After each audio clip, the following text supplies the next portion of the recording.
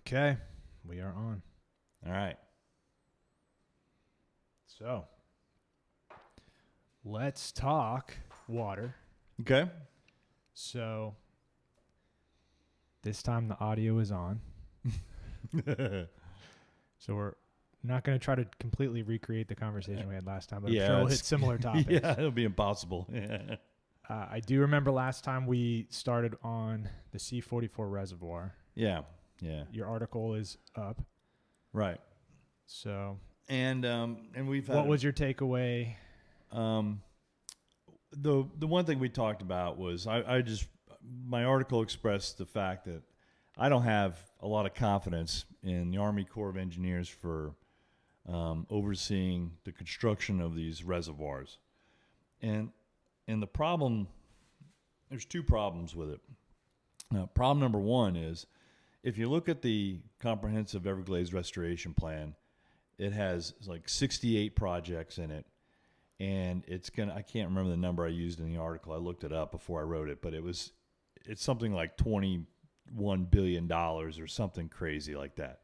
By the way, all taxpayer funded dollars. Nothing's coming from any private industry or anything.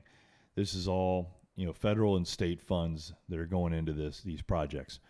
The first one that was deemed to be completed was the C44 Reservoir Project, which is just east of Indiantown. It's out there on the north side of the C44 canal. That's the canal that connects Lake Okeechobee to the St. Lucie River.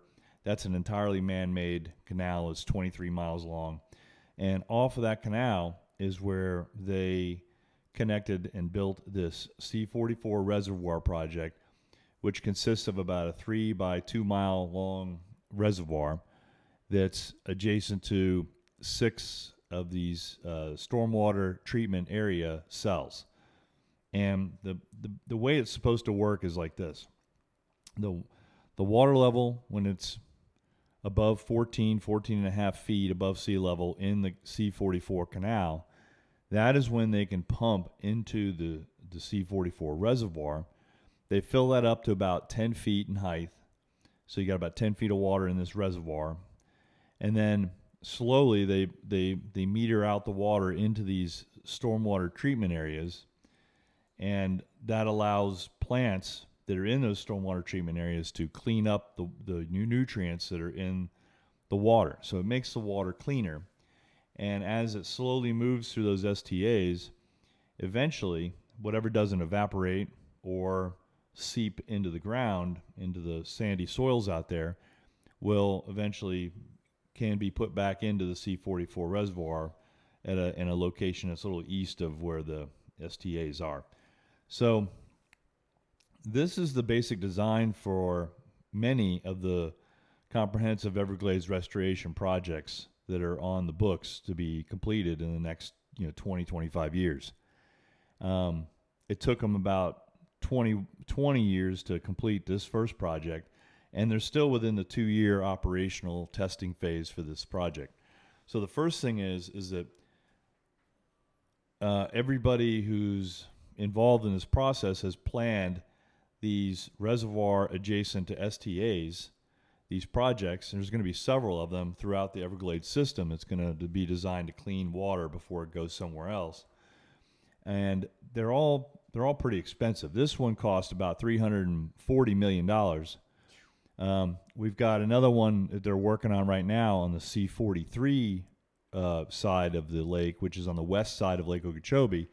And that one's already it was already budgeted to be a $560 million project, and the South Florida Water Management District has already asked for another $100 million to help complete it. So, that's going to be an expensive project once it's done. That's going to be larger, but it's the same kind of project. You got a reservoir, you're bringing the water in off the C43 canal, goes into the reservoir, and then slowly they put it in the STAs. And then the crown jewel, as Governor Ron DeSantis has named it, of the whole Everglades restoration plan project is going to be this Everglades agricultural area reservoir that's going to be down about 40 miles south of South Bay on the south side of Lake Okeechobee. And That's basically for outdoorsmen that may know where this is. It's near the Holy Land, Rotenberger area for wildlife management area for Florida Fish and Wildlife, and this one is going to be massive. It's going to be 10 miles long, 3-4 miles wide. It's supposed to stack water inside the reservoir as high as 27 feet, and then it's going to meter out in these STAs. And there's already been a criticism of it by the National Academy of Sciences in 2022, did a review of the project, and they criticized it by saying that they don't think the STAs are large enough for the project, and they also question why they're going to stack 27 feet of water in this reservoir when Lake Okeechobee itself is only about 8 feet, only has about 8 feet of water in it. So it just doesn't make a lot of sense. It means you're going to have a lower water quality in the reservoir that you're putting, or you're going to be damaging as you put it into the STAs in the first place. So there's several problems here. And by the way, that's a $3 billion project. That's just that one project alone. It's going to take another 10 years 10 years? Yeah, another 10 years before they estimate it to be completed. And Chris, you know how government projects are. I mean, it's moving at the speed of government. So 10 years means 20 years is really, so don't expect to see that anytime soon. But at the last Rivers Coalition meeting, they had Drew Bartlett there. They had, I can't remember her name, the new lady from South Florida Water Management. The board of governing board, Cheryl Meads. Okay. Yeah. And then they were going into, they had Army Corps there. Obviously, Major Bell was there, but the conversation was what's going on with the reservoir, or not EAA, the C-44. And the tone from Major Bell was, it's evolving. We have to test it. That's why there's this period where we're figuring out how this works. Right now we have some seepage, right? Seepage is the word, which I don't know how, maybe you could go into a little bit of what's actually going on. That's the issue. I can explain a little bit. Mechanically. Yeah. Seepage. Well, and let me take one step back. Sure. So well, actually, no, that's a good place to start. Let me start there, and then I'm going to tell you what we're doing on our end. So the first step is that along the lines, last 6 or 8 months or so, that we've heard, and we've heard from Army Corps officials that there's been more water outside of the reservoir's walls. Let's just call them walls, for people to picture this. There's been more water outside of the walls than they expected to see.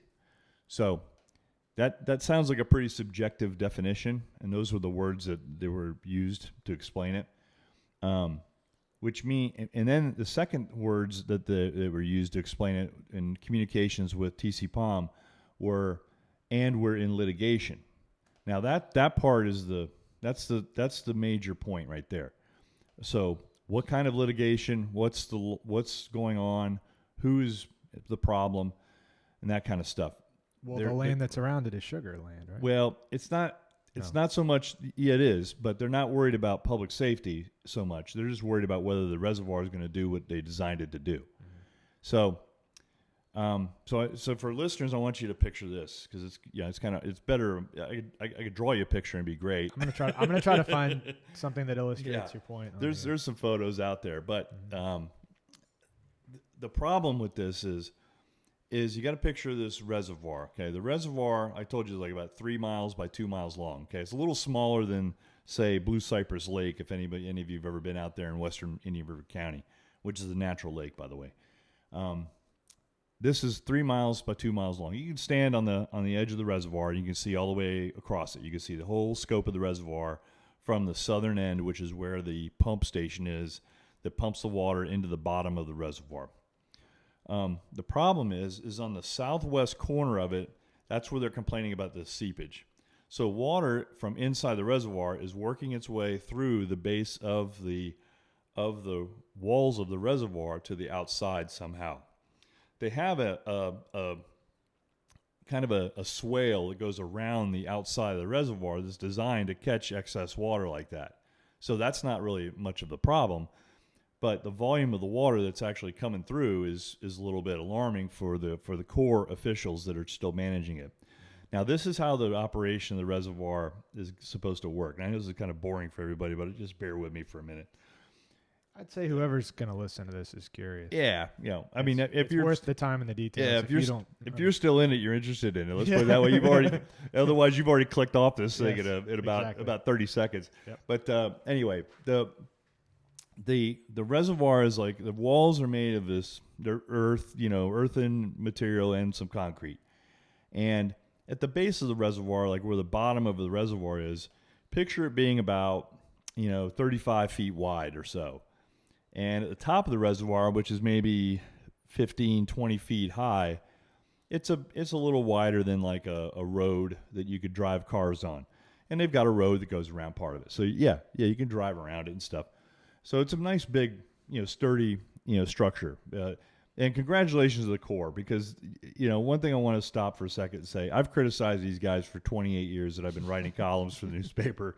And I want to thank the leadership of the newspaper for giving me a voice to be able to express my opinion, because it gives us the opportunity to kind of shed light on these projects as we go along to try to hopefully make them a little better. And they are genuinely concerned about what the stakeholders, including they how are. they feel, and you are a mouthpiece for that. Yeah, so the Corps has been very transparent and very, in my opinion, very honest and open about this whole process, and they've really done a good job of that in the last 20 years, I'll say. In 1998, it was very different when we got a discharge event. Back then, it was a terrible one, and we didn't even know it was happening until fish kills. Yeah, we started seeing the water downstream. We're like, what the heck's going on? There goes our snook fishing all of a sudden, and we call them up and say, what's going on? They're going, oh, we're doing a discharge event. It's going to be pretty big. And we're like, wow, thanks for telling us. Yeah. So anyway, the way it is now, it's a different process, and the Corps tries to involve everybody in the process. So they design this reservoir. They build in the fact that it's going to take them 2 years to figure out how it works very, very, very, how it works well, what strengths and weaknesses it has, what they can do. Then after they get to that operational testing, they hand it over to the Water Management District. So that's who's actually going to operate this facility once they get through this operational phase. So right now, there's this partnership between the Corps and the Water Management District over how they're operating C-44, because they're kind of testing it. Now, here's where the problem comes in. We heard in probably about April that there was a leak in this reservoir. And the problem with that is that just tells me if you pay $340 million for something, it should work. And the reservoir leaking through its walls is not working, if you ask me. I don't think that's correct. So it's not working right. And they weren't putting any water in. Now, I know that was a dry season, yada, yada, whatever. But in June, we started getting rains. They certainly have plenty of rain coming out of the C-44 basin. If they chose to put water in the reservoir, they could have done it at that time. But they didn't. And we started getting this communication. We heard from Lieutenant Colonel Todd Polk, who is the guy who preceded this Major Corey Bell in his position. Major Bell is stationed in Palm Beach Gardens. That's where Lieutenant Colonel Todd Polk was stationed.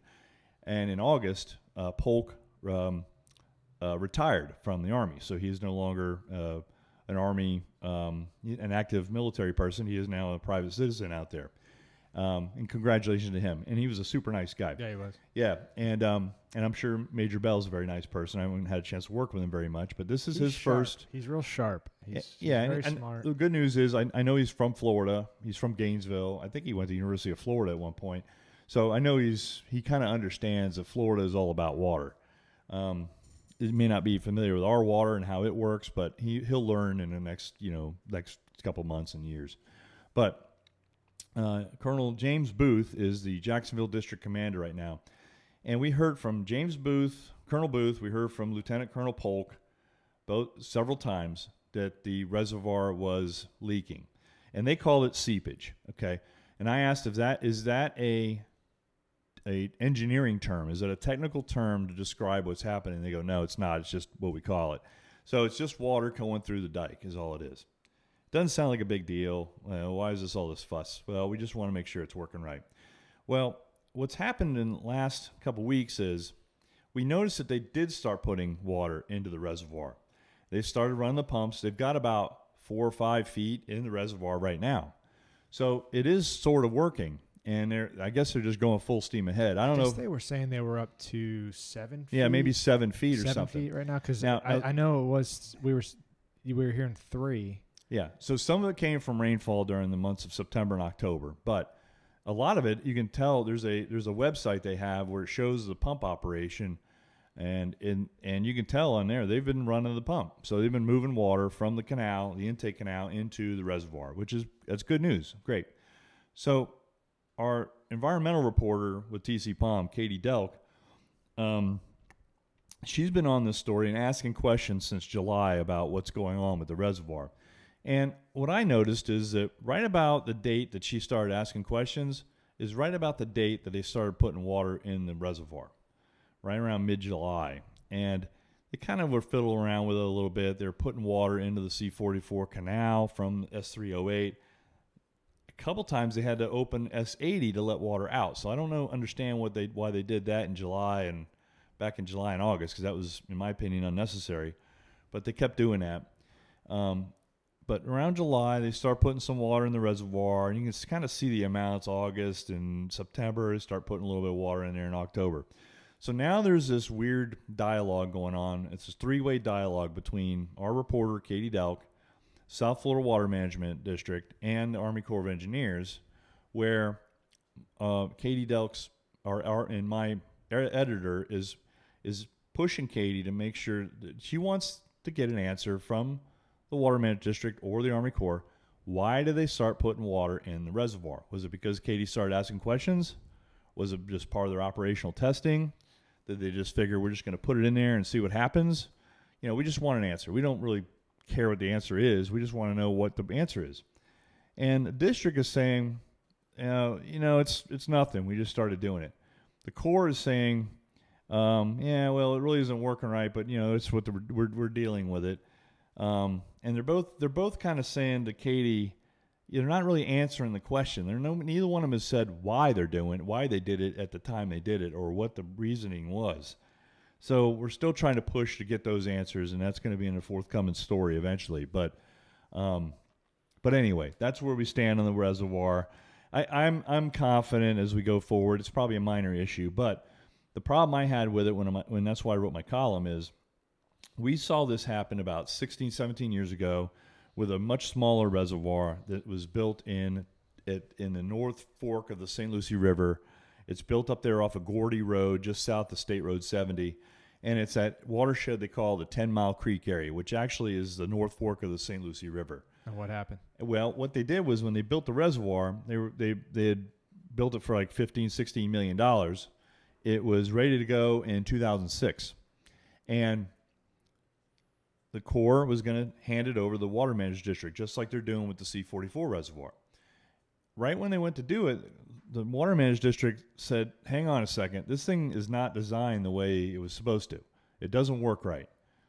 So the Corps sued the contractor at the time that built that reservoir, and that litigation was tied up in courts for like 10 or 11 years. So it wasn't until 2016 or 2017 when they finally got to an agreement to where the Water Management District would spend another $7 million to fix the reservoir before they took possession of it, and then they would start operating it in this suite of systems that they have in South Florida. Mm-hmm.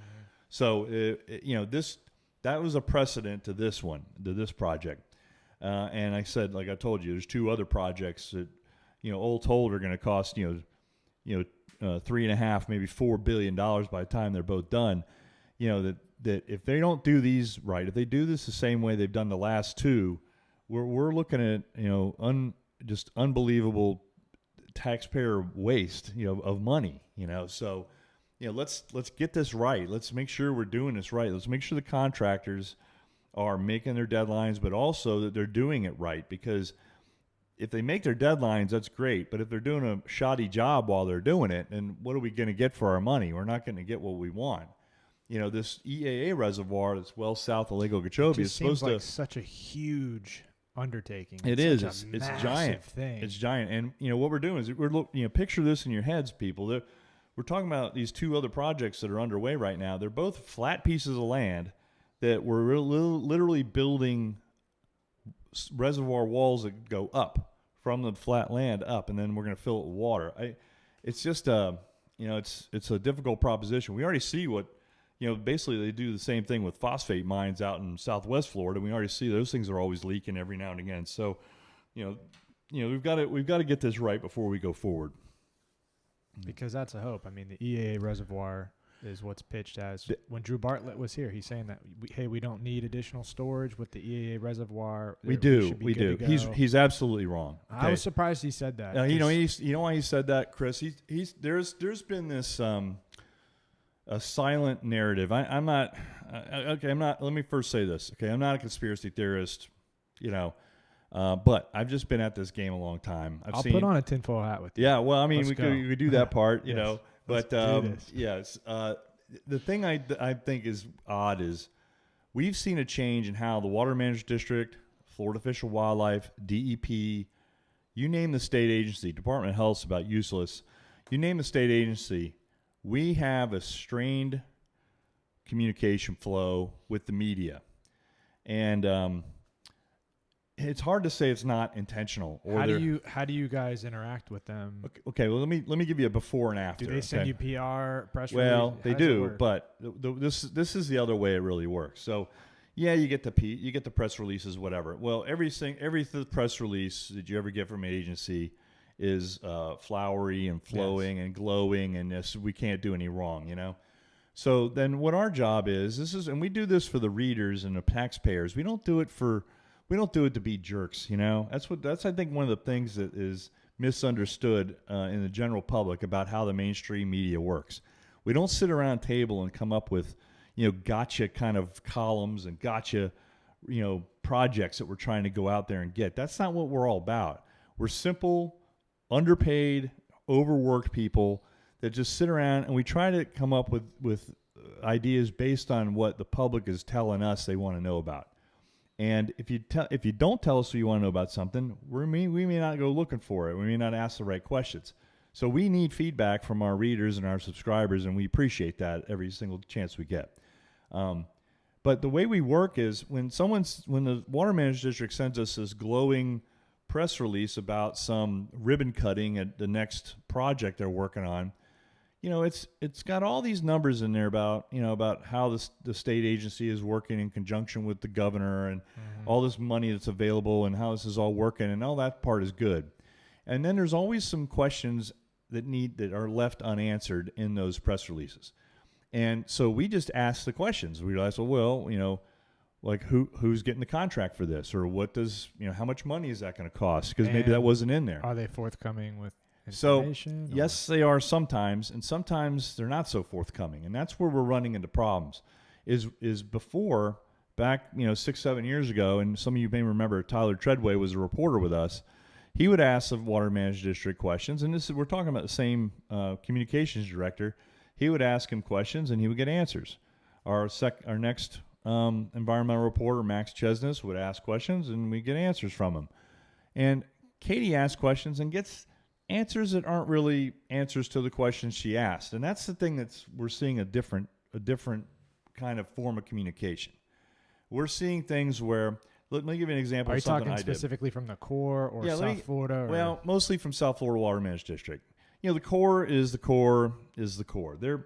We've kind of always have problems with getting our questions answered there too. Right. But we had different communication directors in the past, like the last one we had, who just left probably in January, February, and we had another one preceded him. Those guys we work great with. We'd ask them, what were I remember asking them a question. Can you give me the Lake Okeechobee discharges for 1934? I want the whole year, day by day. And of course the answer I got was, hey, it's going to take me a little time, but we'll get it to you. And I said, no deadline on this. Just, please get to it. And they got it for me. What a pain in the neck question that is. And they answered it. We ask a question now, like, well, well, can you send us? You said you're in litigation over C-44 reservoir. Can you send us a lawsuit? No, you're going to have to do a Freedom of Information Act request. Okay, that's a pain in the neck. You have it available. It's public information. You should just be able to stick it on an email and send it to us. That's all. It takes you 5 minutes to do it. He tells us we have to go through a Freedom of Information Act request. Okay, fine. We fill that out. Then someone there tells us, well, it's going to take us a couple weeks to get it together. It really, if it's filed, it shouldn't be. You should just be able to send it right to us. Did you end up getting that information? No, we don't have it yet. We're still waiting for that to come to us. So these are things that are problematic that we're seeing a breakdown. Now that's just the Army Corps, but the Water Management District is handling us a lot differently too. So I sent a direct question to board members Chauncey Goss, Scott Wagner, and John Stenley, who just got reappointed by Governor Ron DeSantis to 4 more years on the Board of Governors. And as you know, Jackie Thurlow-Lippisch, who is a Stewart board member, was reappointed last year, but when she had to go for her confirmation hearing in front of the Florida Senate, she was denied. So, and they still haven't filled that seat yet. The governor has not appointed a new member to that seat yet, which I think is a disservice to this area. Okay, so the new one that's been at the meetings is not filling Jackie's seat. So that's all another complicated thing. Okay. So yeah, so here's her problem. She was already on the board, representative of Monroe County, and I asked when we at the October, the September board Rivers Coalition meeting, they introduced her to the crowd. And she said, nice person, Cheryl Meads. Yeah. She said, I feel your pain. I understand the water problems. And we're like looking at her like, no, you don't. You don't know anything. You're in the other end. You don't know what our problems are. It was interesting to me because she brought up oh my God, who was it? This group of, I guess it's Native American Indians, or there's they're these disappearing islands. Yeah, Miccosukee tribe and the Seminole tribe. Water there. Yeah, blah blah blah. Yeah, It was interesting in sort of a know your room. Yeah, know your audience. That's exactly. Are you serious? You're saying like telling basically she's like, oh, they're getting too much water. The line was like, hey, there's other people that have this is important to them too. Like but it's such a wow. It's such a joke. Yeah, she can't read the room very well at all. And so I asked Sean Cooley after that meeting. I said, hey, does that mean that she is now the representative for this area, for like the Martin St. Lucie area? Because she lives around here, right? And so he sends me, yes, she is, they're renting a house. I asked her this at the September meeting. I asked her directly. Nice. I said, where are you living? She goes, oh, we're getting an Airbnb in Hope Sound. We live in Hope Sound. We bought a ranch in Okeechobee. And we also bought this place in Jensen. I said, wow, I'm from Jensen. Like, we're in Jensen. She goes, Eden Lawn. We bought Eden Lawn. I'm like, oh, so it's not a place. It's like a big place, I said, oh, so are you gonna bulldoze it down? And she goes, she's like, no, what are you talking about? I'm like going, man, that thing's just a big roach pit. I mean, I had friends who lived in there 35 years ago. She's gonna get baptized real quick if there's discharges. Well, she's gonna go. That's what I'm saying. I'm saying Wow. for her to say at that first meeting that I feel your pain. You could just hear the cringe in the room. Everybody's like, no, you don't. You don't feel our pain. She will if they do. Oh, man. So anyway, Sean said, no, she is not our representative, and that seat is still open. Now, if you read, and then he sent me the Florida statutes, because that's what he does when I ask a question. He always sends me some stuff like that. Anyway, and that's his job. But anyway, so when I read it, it was the seat that Jackie had was one that could be, it's an at-large seat that could be occupied by someone from Martin or St. Lucie or Palm Beach or Broward or Miami-Dade or Monroe County. Okay. So it could be anybody from one of those counties. Now, if you look back on our history of governing board members, almost every time we have that seat filled, it's someone from Martin or St. Lucie County. Now, it doesn't always mean it's a good person. We've had some people on there, and I'm going to say some names here, but this is my opinion. Okay, no one else's opinion, not your opinion, but it's my opinion of people that were on that board that didn't serve this area very well. So we had like Melissa Meeker was on there for our area. Len Lindahl was on there from our area. You know, we had O.C. Minton. We had some other people on there. So we've had some other Seems board. like you should always have Kevin somebody. Powers was one for 8 years on there during the Scott administration. And I just don't think, and Brandon Tucker was the one that Ron DeSantis asked for his resignation when he made that announcement. So, you know, we've had a list of people. We've had some who were probably pretty good. You know, we had Nat Reed on there for 8 years or something. You know, but we had a list of other people who maybe could have been louder or fought harder or tried to get discharges stopped at different times. It seems like that gets you in trouble, though. Apparently, well, it does. It gets you in trouble with the governor, and that was the thing that I really take exception to with what happened to Jackie. And this is a totally sidebar thing, but I think we should talk about it now. I know I know you are gonna have Jackie on in a future. Yeah, and she may have some interesting things. She'll have a lot of interesting things to share. But the you know, Jackie understood the water. So in 2019, when Ron DeSantis appointed her to the Board of Governors, the people around here were like, wow. That's incredible. Hope. Like he could have picked anybody, and he picked someone who actually understands the consequences of what happens when we get discharges, understands the complexity of the water management system, and we knew she was going to learn a lot while she was there. But we always knew one thing: if you lived in this area, you knew that she had our back. You know, maybe she couldn't get something stopped, maybe she couldn't get discharges stopped, or she couldn't get whatever. But she's going to say it. But she was going to be able to really make good relationships between the Water Management District, the Army Corps, the different, all the, you know, the 25 different stakeholder groups that are involved in this whole mess, everything from the Indians to the sugar companies to ranchers to cities that need water supply to every single person. We knew that, you know, when Jackie comes in there, she doesn't come in there as a controversial, what's the word I'm looking for? Confrontational. She's not a confrontational person. She doesn't set you off. She doesn't say something to insult you when she's negotiating. And she could be a tough negotiator, but she wouldn't do something like that. And we've seen her in action as mayor of Sewell's Point. Mm-hmm. We saw her when she was running for a campaign for county commissioner. You know, we know what she's about, you know. My take is she's classy, but she's also going to say it. She's she'll not say afraid to say what needs to be said, but she's classy. And that, to me, is what we want. That's what we want in these governor-appointed positions. And by the way, there's like 600 of these governor appointments every year for different kinds of boards of directors of this and guilds of that and, you know, whatever. So is that the kind of state we want to live in, where we have censorship, or we have a situation where the legislature or the governor has say over what an individual that represents us actually says? Like, is that how the rest of our legislative delegation operates? You know, is Toby Overdorf afraid to say something? Is Dana Trabolsi afraid to say something? And we asked those questions during our last round of candidate interviews. One of the questions we asked was if Ron DeSantis says something you don't agree with, are you going to speak out, or are you just going to vote and, you know, hold the line anyway? And we got some interesting answers. So John Snyder said one thing, Toby Overdorf said one thing. They kind of like danced around it a little bit.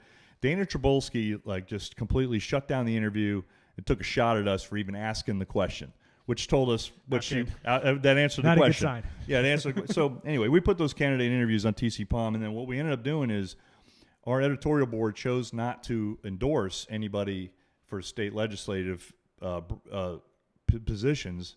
We didn't endorse anybody because we just said we had some problems, and this is what they are. And you can go watch the interviews if you want, but we're not going to do it for a variety of reasons. So we just stayed away from that completely. But anyway, the thing was that for what I'm talking about, if people want to know what happened. So the Senate in 2022 tried to sneak through a bill called Senate Bill 2508. It really language in the bill had all of the water management district decisions would have to go through the Florida Senate first before they got approved. So the Florida Senate wanted to control all things water in Florida. And the reason they want to do that is because they really had this real bent on agriculture and making sure agriculture got their water supply first before it was either discharged to the ocean or it was sent to anybody else, any other kind of water users that would come on down the road. So basically, So- what ag, sugar, trying to take. They wanted more water supply, so they wanted have that control even. they with wanted that Folsom? control, and they wanted the Senate to control it because ag controls the Senate. So they wanted the Senate to be able to have last say, and they didn't want the water managed district involved at all. So basically, it made the governing board of the water managed district like useless. You know, when we got wind of it, and I can tell you this story. This is I couldn't really write it because it just takes up too much time. And I just wrote about it. It's in a column that's coming out next week. Awesome. So, I get an email from Gil Smart, who used to work for TC Palm. Now he's the executive director of Vote Water, and he's the policy director for Friends of the Everglades. I'd like to have him on and pick his brain. Yeah, too. you need to have him on. He's good. He knows a lot. Yeah, and he's just great. The way he turns phrases. Like I just blah blah blah. He's got ways of turning phrases that make a podcast interesting. You're interesting. Very much unlike this one. Anyway, so he sends me this email like at 5:30 on a Friday night. He goes, "Did you see this?" And it's got the Senate bill in it. I'm like, "Nah, I didn't hear anything about it because number one, I could care less about state politics usually, and you know, I'm just the fish obits writer, right? That's all I do. So that's all I was getting ready to do was like tell someone what snapper they got killed last week. So anyway, That's so good. Anyway, that's what's on my Twitter bio, fish obits writer. But I'm like, oh, what's this? I'm like looking through it, and it's all, it's all Senate language, and I don't really understand all of that. I never really got into the state politics a lot. And he goes, yeah, it's a conforming bill. So I go to the Google, look up conforming bill. What is a conforming bill? Because I don't know any of this stuff. Mm-hmm. And apparently, you know how we have this process in Florida where a lot of the bills get introduced like in the fall. Like if the legislative session isn't until March, we start seeing them like in November and December. They start going through these committees and, okay, we're going to discuss this bill and this bill and this bill. It's going to have to do with whatever open carry or, bathrooms or whatever. It's got all these dumb bills, right? And so the public kind of has a chance, if you're interested in this kind of stuff, you have a chance to vet it. You can like read it. You can see who's arguing about what, who proposed the bill, what it has to do with, so you can kind of see what the problems are. You can issue feedback. You can, have a lobbyist contact somebody and say, this is messed up or whatever. Well, the conforming bill is not that.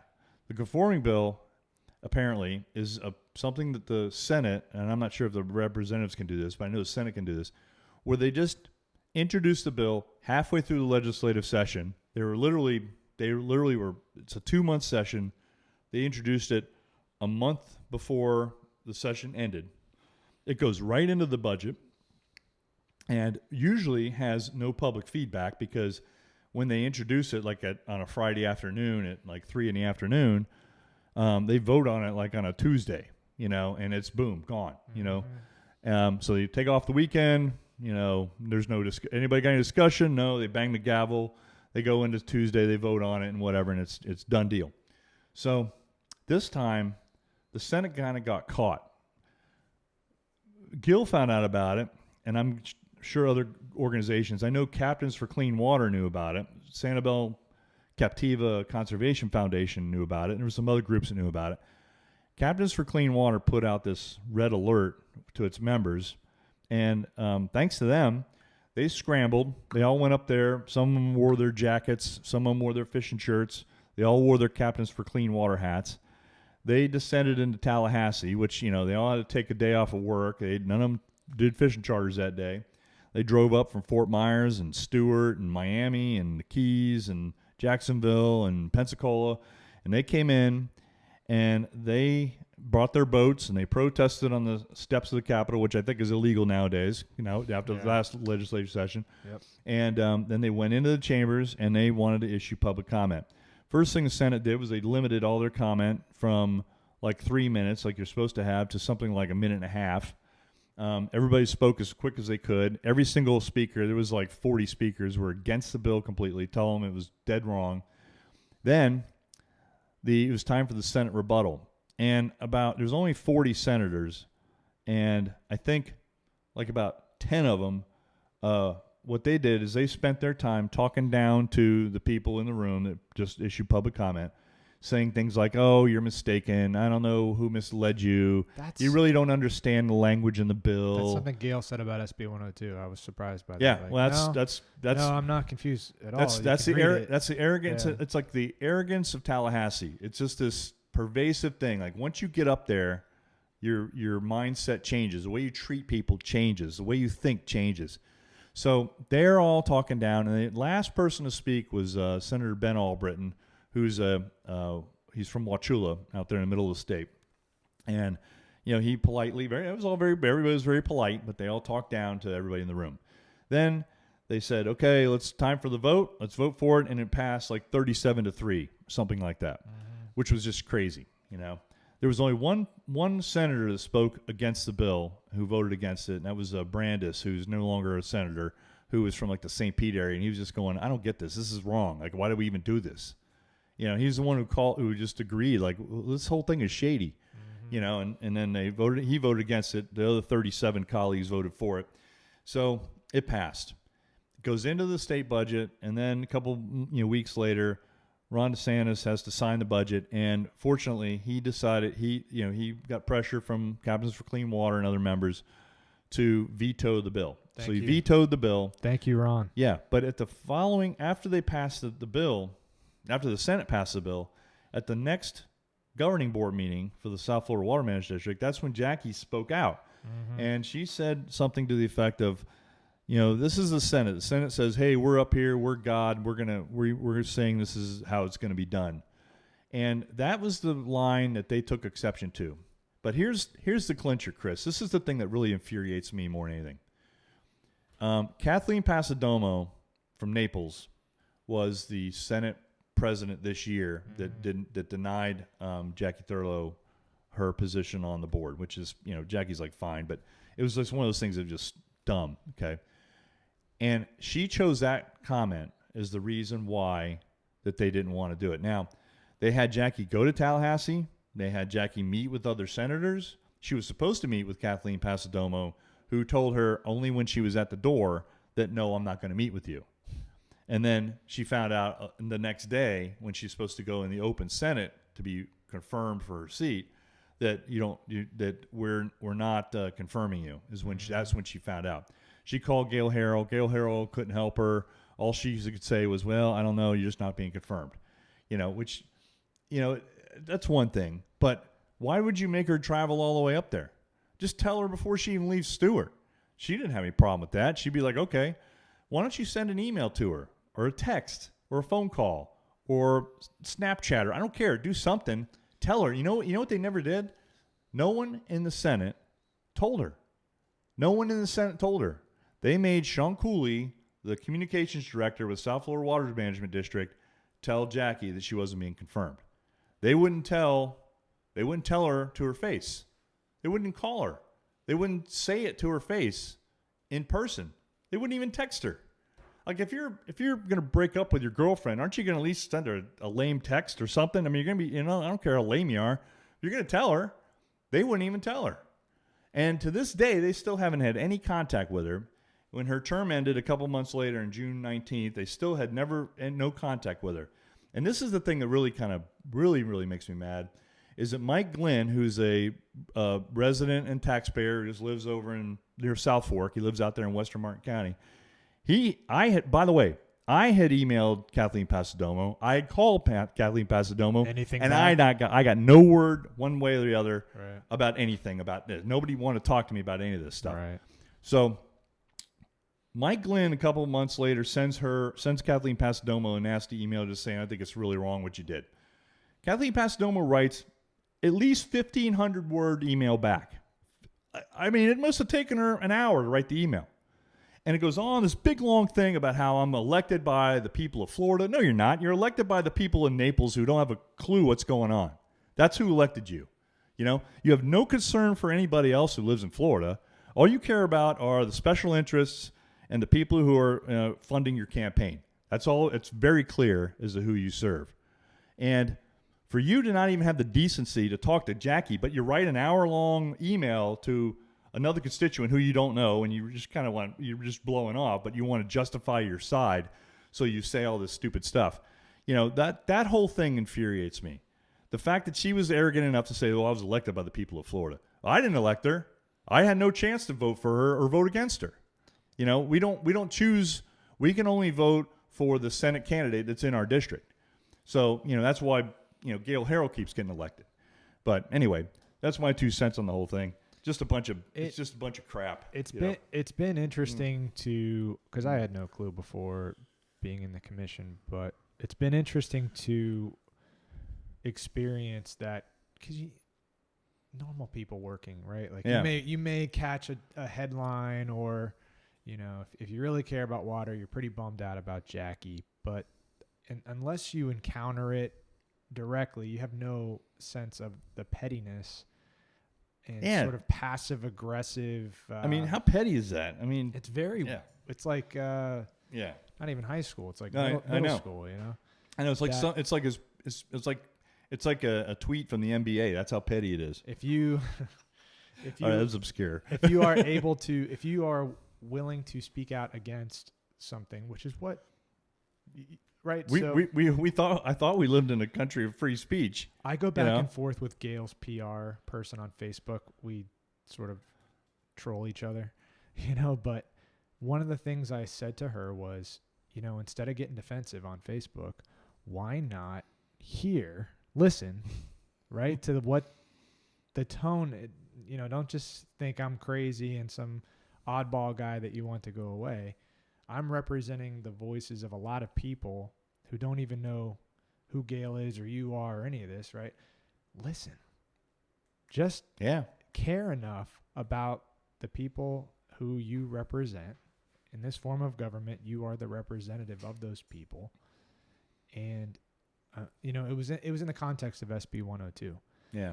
And for me, right, my example of confronting this and interacting with this pettiness was, as soon as I spoke up about SB 102 from the dais, well, guess what municipality didn't get their appropriations, right? Gail sits on the appropriations committee. I don't think she's the chair, but she's on the appropriations committee. The city, put in for $500,000 for stormwater drainage over here in St. Lucie Estates, and just couldn't be found. That's stormwater just... I'm sorry, it's the one there. Oh wow! You can't ever prove it. We'll see if it happens again next year. Yeah. You can know how that it truly is petty. But that kind of a thing is crazy to me. Yeah, it's crazy. We should all be able to punch up and talk about what's going on. And hey, that wasn't a good call. Can you amend that? Can we? Yeah. And we couldn't even. Nobody even. I won't. Blast all of our reps, but I had the city attorney at the time reaching out to these guys as soon as we caught wind of SB 102 saying, hey, no. Or could you amend it this way? Could we do that? We need to watch out. And the tone sort of across the board, if you could even get a hold of anybody, was, hey, I can't. What? Yeah. You're the guy. Yeah. This is how this is supposed to work. I'm telling you, we don't want, and passes 40-0. Yeah, exactly. No. And even after the fact, I'm saying, hey, can we consider excluding smaller municipalities or letting them opt out? Or maybe even if you really want to push affordable housing, how about affordable starter homes that people could own instead of just rental apartments endlessly? Yeah. No. No, right. Exactly. Yeah, go away. No. Go away, Chris. Yeah. You know what? It's crazy, man. We're supposed to be, at least that's how we were set up, is to be this government that was of the people, by the people, for the people. And there's supposed to be the whole reason we split, going back to revolutionary days, that's the whole reason we split from England in the first place, was because we were getting taxation without representation. And I kind of feel like we're moving in that direction again. Why is it that the common man never gets taken care of? The person who doesn't have influence doesn't get taken care of. Not taken care of, but doesn't get heard is what I mean.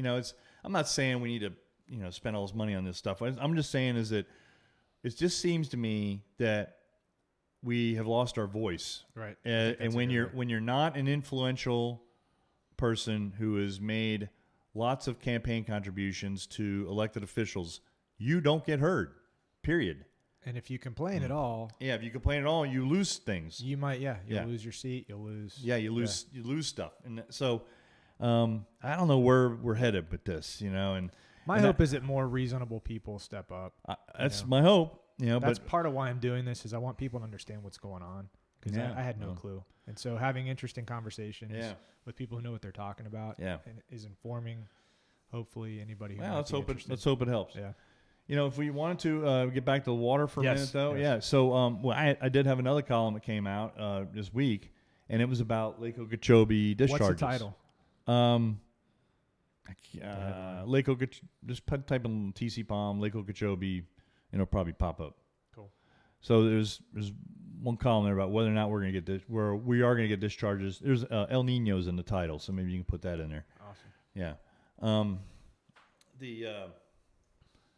By the way, it's I think people probably anybody who's listening is going to say, well, that's weird. He doesn't know the title of his columns. I could barely remember the content of my columns half the time because I've just written so many of them. They all kind of blend together. And there's probably an editor in there that might make a spicier headline, right? Yeah. You know what it's about. So we, me and my editor, we do work closely on trying to develop the best SEO for the but that's an inside baseball stuff. But we have to do it that way. For any critics out there like going, oh, the newspaper always has some crazy headline. Well, it's not by accident. In order to inform you, I have to get your attention. We have to get your attention. Yes. You have to click on it and go, oh, okay, I do want to read that, and whatever. So, what I brought up this time was the possibility of whether we are or are not going to have discharges. So, let me start by saying that the rainy season is winding down. We finally had a week of weather with no rain. That finally started. So, and I don't want to, it says this in the column, but I don't want to jinx us by saying that hurricane season is essentially over because we can always get another hurricane. But technically on the calendar, November 30th is when it's supposed to end. So we're going to have a lot less rain, I can tell you right now, between now and May than we did in September and October, okay? So the good news is we did not get discharges this rainy season.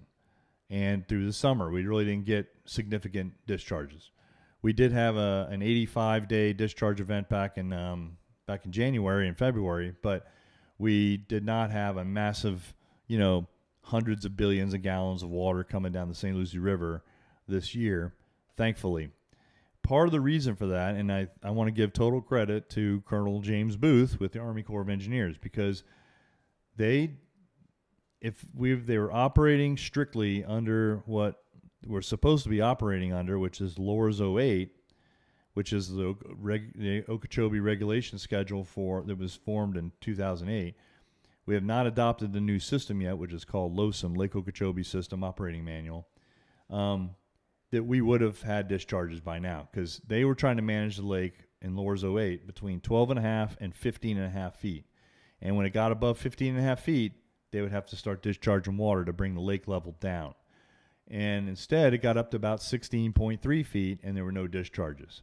And we kept asking. Every Friday, there's a media call with the Army Corps of Engineers, and every Friday we ask the annoying question, are you going to have them soon? Are you going to have them at 16.5 feet? What's the drop-dead number you're going to have discharges? And he just, to his credit, he calmly, constantly deflected the question by saying, or not deflected, he answered the question by saying, we don't have a hard number, and we're just going to have to evaluate it as tropical systems come over the lake as the summer goes on. And that's what he was saying ever since July. He was saying the same thing every week since July.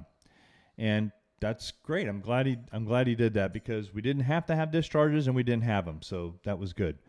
Now, the second part of this problem is, are we going to have them going forward between now and May?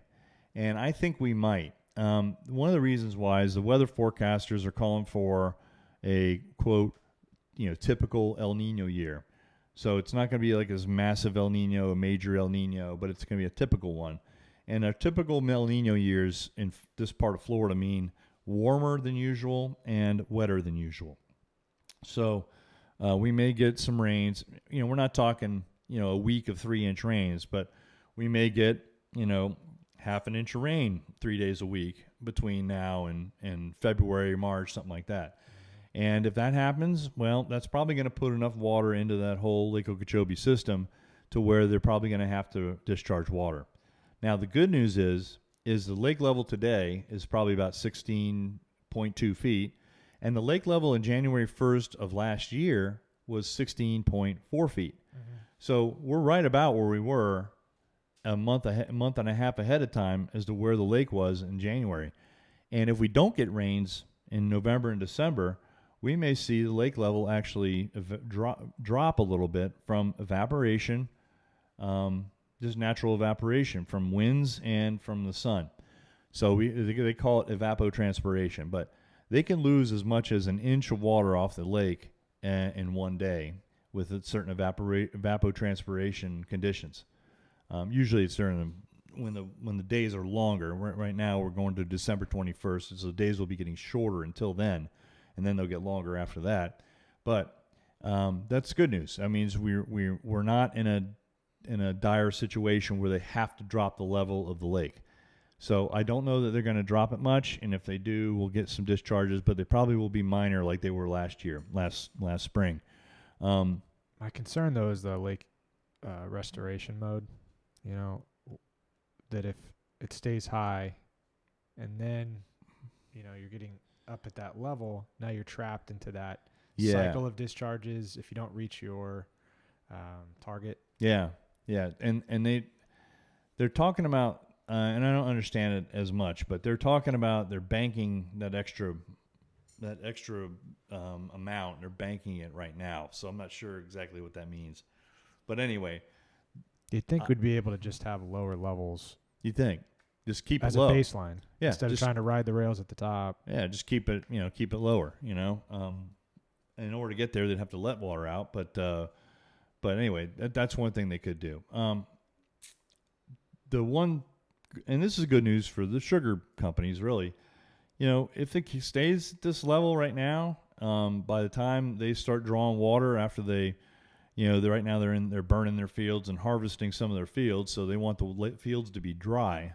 So they drop the water out of their ditches and canals, their irrigation canals. But when they start bringing that water back up, usually we see the effect around January into February is when they start bringing when they get past that point where they get half their fields harvested, that water level starts to come back up again in those ditches, and they start using the water that's in Lake Okeechobee to do that. So they'll bring the lake down a foot to 1.25 feet every season just for irrigation purposes if there's no rain. So we may see that happen again. Now, if you want to talk about the water levels in the central Everglades below Lake Okeechobee and below the sugar companies, I'm not an expert in that. But the way I look at it is they're still saying there's a problem with moving the water into the very lower Everglades, like the Everglades National Park. They still don't have enough mechanisms to move the water through that area where it historically flowed. And so there's water backed up in the system from the rainy season, and that's what the Indian tribes are complaining about with the tree islands being almost submerged. All right. So I'm not sure how we solve that problem, but I can tell you this, that, there's two ways to look at these Lake Okeechobee problems. You can look at them holistically, or you can look at them locally, and I choose to look at everything locally. All I care about is, what do we have to do to get zero discharges to Stewart forever? And what do we have to do, Ed? Well, we've got to be able to move more water south. So if the log jam is at the border of Everglades National Park, then we got to fix that. You got to figure out a way to make more water go south if it's backing up water in the central Everglades. But we don't have the infrastructure in the first place to move the lake water south. Where the water came from in the central Everglades is really from the rainfall amounts that we got during the rainy season. It isn't water that came out of Lake Okeechobee at all. That's the big misnomer in all this, is it's not because they move Lake Okeechobee water into the central Everglades. It's because the sugar companies move water out of their fields because their fields were getting saturated, so they were moving water out of their fields into the water conservation areas and STAs that are available to them. There's a different school of thought there. I've heard from Mark Perry for years that, the public bought the land for the STAs, built the STAs, and then the sugar companies are the ones using them. Now, I hear pro-sugar people tell me that no, that was part of the process all along, that they were already designed to use those STAs when they were designed to be built in the first place. I don't know what the answer is, but I know this, is that the Water Management District is always telling us that the STAs are full. I've never heard them ever say they're not full. I've never heard them ever say, and the only time they've ever said they're not full is when they say they're broken. So that's, they're either broken or not full. All I know, or full. I know that the concept of moving water from Lake Okeechobee into those STAs and into the water conservation areas, you might as well forget it. It's not going to happen. It just never happened. Doesn't happen. It's not happening. All that water that has to go south has to get there somehow. So, what I would implore the Army Corps to do is, if we've removed some sections of Tamiami Trail, awesome. If we've got places where the water flows under Alligator Alley, awesome. Just keep as much water flowing as you can for as long as the year goes. If you have a problem where you can't move it because of the Cape Sable seaside sparrow, well, all I can say is the sparrow's got wings. It'll move. It will. That's why it's not in Cape Sable anymore. That was one of the conversations at that last meeting. Does this thing exist? It doesn't. No one's seen it. We don't have any pictures. They haven't seen it in 3 years. Right. They just came out with this list of like 21 endangered species that they said are gone. Sparrow wasn't on there. I'm like, well, okay, well, and so I asked him. I asked the U.S. Fish and Wildlife Service last year. I said, hey, is there a way we can go down there, like a photographer and me can go down there with your field people and go see them? Well, we really can't do that because of COVID. I'm like, you always got these protocols that you're always used to hiding behind. I says, look, does it exist or not? I mean, I know I could go find a skunk ape. I don't know if I can find a sparrow. They were saying that they're notoriously hard to find. Whatever. Yes. The thing is somehow starting to sound impossible. Here's the thing that sucks about it. They have found them in this upper Everglades area, right? The eastern part of the Everglades, right? What is the name of the bird, Chris? Cape Sable seaside sparrow. Where's Cape Sable? It's at the very tip on the edge of the Everglades, yes, in like mangrove swamps down in the bottom down there. Yes. So why was it even called? And they said, well, it moved during the hurricane in 1935. Oh, really? You know that the bird was there and then got moved by a hurricane, and now you're claiming that it can never move again? The St. Lucie needs a St. Lucie sparrow. Yeah. Yeah. We do. We have one. We have sawfish.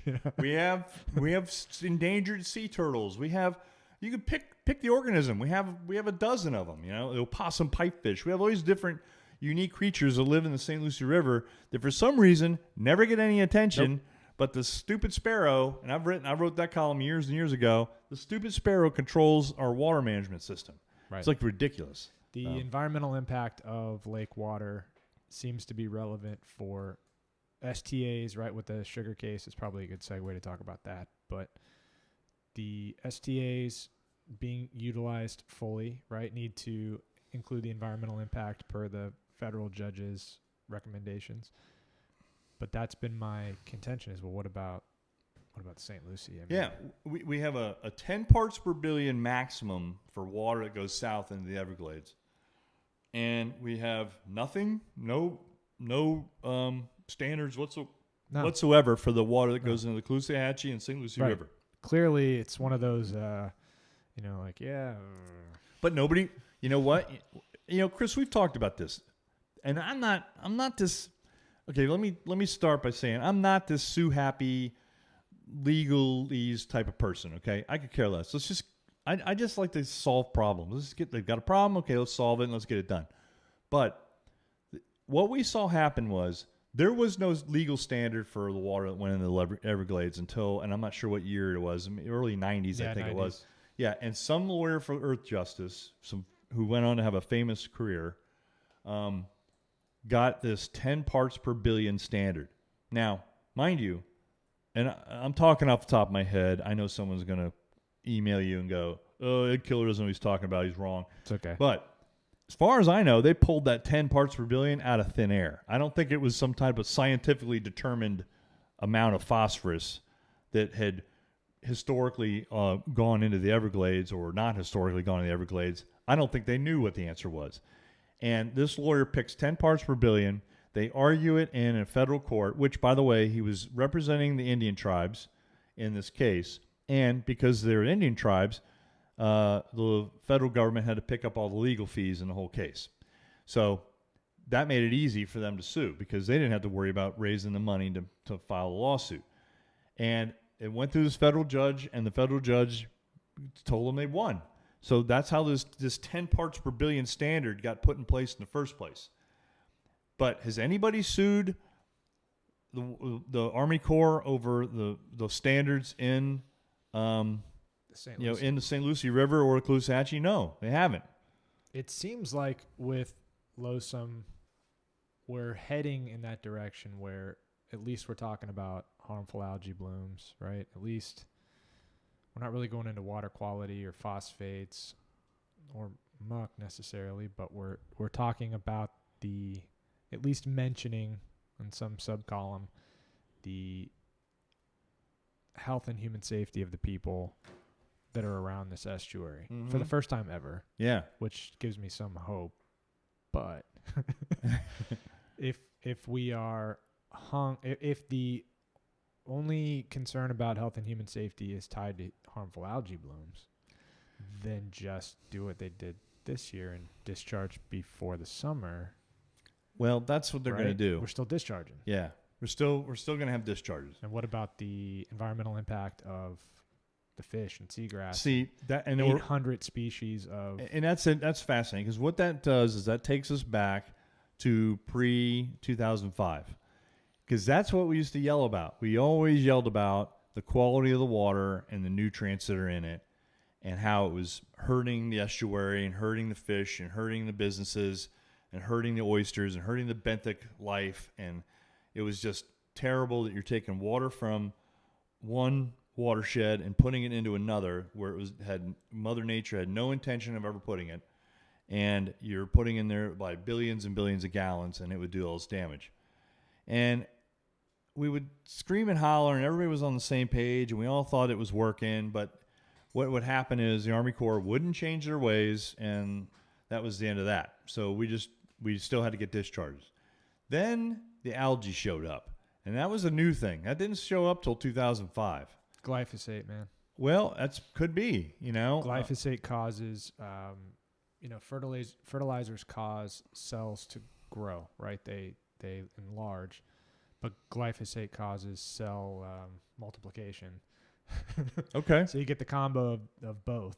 Well, the fertilizers. I'll agree with you because I don't have knowledge either way. But there's been several people who have said several things. There's that. I've heard the glyphosate kills the plankton, and the plankton is what used to keep the algae in check.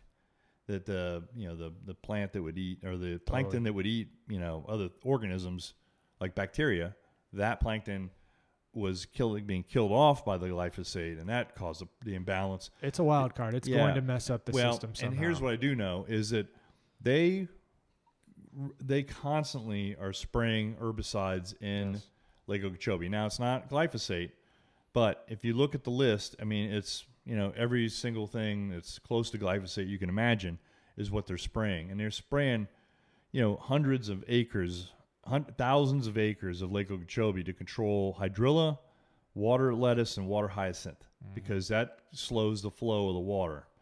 And that's what they're using in the state of Florida. I did a story a few years ago.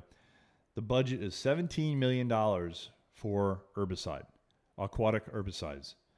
And most of them is, it's not Roundup they're spraying because the Roundup isn't as effective in aquatic plants, but they're the cousins of glyphosate. You know what I mean? Atrazine and all these other different chemicals. So by killing the plants, now you have dying plant material in these lakes and rivers and streams and other things that are flowing into Lake Okeechobee. And that is, creating this imbalance that could be creating the algae bloom. I'm not so sure where the algae bloom is coming from. I do know that we've seen this nutrient spike in Lake Okeechobee in the last 25 years, mainly from phosphorus, also from nitrogen. We know that those are nutrients that feed plants. We know that algae, even though it's a bacteria that we keep calling it algae, but it's really a bacteria, we know that that is being fed by these nutrients, and it just blooms like crazy. But what you need to understand is we never have it in the St. Lucie River or Caloosahatchee River usually, but definitely not in the St. Lucie River. We never have it until the discharges come from Lake Okeechobee with the algae in it. That's what transfers the algae from the lake to the river. To the Army Corps' credit, you're right, they have started to think about what the human health concerns are, and I give almost total credit to, they heard it a lot from a lot of people, but Congressman Brian Mast was one of the first people that really started this dialogue with the Army Corps about why are they dumping a known human health problem through our waterways into Stewart or into Fort Myers for that matter. And, by raising the question and asking them to answer why they're doing it, he was able to really kind of get them to change how they're doing it. So I feel like at least talk about it. Yeah, they're talking about it a little bit and include it, write it down. Yeah, and that was one reason why I wrote my column. I wrote that was probably one big reason why we did not have any discharges. It may not have been because the water wasn't that high, but they could have discharged to be safe. But we had algae from May until September. In the early part of September, we still had some algae out there. And so I know that Colonel Booth was really concerned about the optics of what that would look like, about dumping algae into our community. Right. People are going to lose their minds. Now, here's something else I have to say about Colonel Booth. I give him a ton of credit, and I thank him for his service. But he's a little bit of a gambler, and he took a little chance this year, and he got in. He won, so that's good. But he's also looking at the short term. The Jacksonville Commanders are changed out every 3 years, and he's already been here at least 2. I don't know how much longer he's got here, but he'll be leaving soon. So he just knew if he could get through a couple summers without any discharges, that he'd be one of those few colonels that were able to walk away from here without having any problems. And his predecessor was like that. And so that guy, I'm ready to build a statue to him somewhere. Andrew Kelly, he was a great guy. But he was the first Army Corps commander in that position to use the word flexible. He said, our system we have some flexibility in the system. We can hold back on discharges. And he didn't have any discharges for 3 years. And I said to him, you're the 9th colonel that I've covered for the newspaper at the Jacksonville district. Why is it that you were the first one to use the word flexible? And he said, and I said, you didn't have any discharges. And he goes, really, I have to credit Mother Nature because, Mother Nature gave me a break by not dumping, tons and tons of water into the system to where he had no choice but to release water. But, I give him more credit than that. There was the documents that he was operating the lake under. Right. His predecessor used to say, that's what the book says. That's the battle book. That's why we're discharging water. So in 2018, Colonel Jason Kirk discharged water. But in 2019, 2020, 2021, we didn't have any water, and that's when Colonel Andrew Kelly was in charge. And he just said, hey, we have some flexibility. So there was a different mindset there, and he's the guy who trained Colonel Booth in this position. Mm-hmm. So Booth, I think, took a lot of what Kelly did and did right, and is putting that into place. So congratulations to him, and I want to thank him personally for us not having way worse water than we could have. Now, if you want to talk about our local watershed, we got tons of water going in there in the river anyway. Mm-hmm. And sure, in September, you couldn't have paid me to swim across the St. Lucie River. It was filthy, and had all kinds of runoff from everything from downtown Stewart to downtown Rio to north of the shores to Harbor Ridge to all the Palm City. Every community has some kind of a place where there's water just running off the streets and into the river. So we've got a lot of work to do, and to our credit in this community, we've always been willing to take that task up. So Martin County has spent millions, City of Stewart has spent millions, in developing places where they've been able to retrofit their runoff systems so that they can store more water and keep it from going in the river. And as long as we just keep doing that, I know people think that's a waste of money and whatever, but really we need to do it, because what else do we have? I mean, we've got this beautiful, beautiful place that we live in. We live in paradise, and it's all based on the water. And if we just want a good weather, and this is what Henry Camato, who used to own the Snook Nook and passed away a couple years ago, he always would say that if we want good weather, we could all move to Arizona. But we come here in Florida because of the water. We want to interact with the water in some way. Maybe we're not all fishermen. Maybe we're not all kayaking. Maybe we're not paddleboarding. But somewhere you're gonna go. You're gonna get invited on a friend's boat. You're gonna go down to the tiki taxi that goes across the river. You're gonna have dinner at Hudson's or Boathouse. I mean, there's gonna be some interaction you have with the water, and at least you could have it as be clean. You don't want it to be this fluorescent green like the algae we get. Don't want to see sick fish like we saw in 1998. You don't want to see your neighbor who's a fishing guide go out of business because he can't fish in the river anymore. Mm-hmm. So these are things that we hold, we cherish, and we hold true to our values here as residents of this area. Until you cannot discharge, to some extent, I mentioned this in the last conversation we had, is I got to sit down when the Army Corps was briefing Ross Dietrich, who's Brian Mast's new legislative affairs guy. And I hogged the whole conversation, just asking these guys questions, because you could never get all these people, not just the suits, but also the guys who are actually the engineers, the people that are behind the scenes giving you real answers. But anytime I brought up how do we get to zero discharges, it was always like heads shaking no, because these two coasts are the outlets, right? Yeah. And the whole system is built around the ability, if needed, to go through the outlets.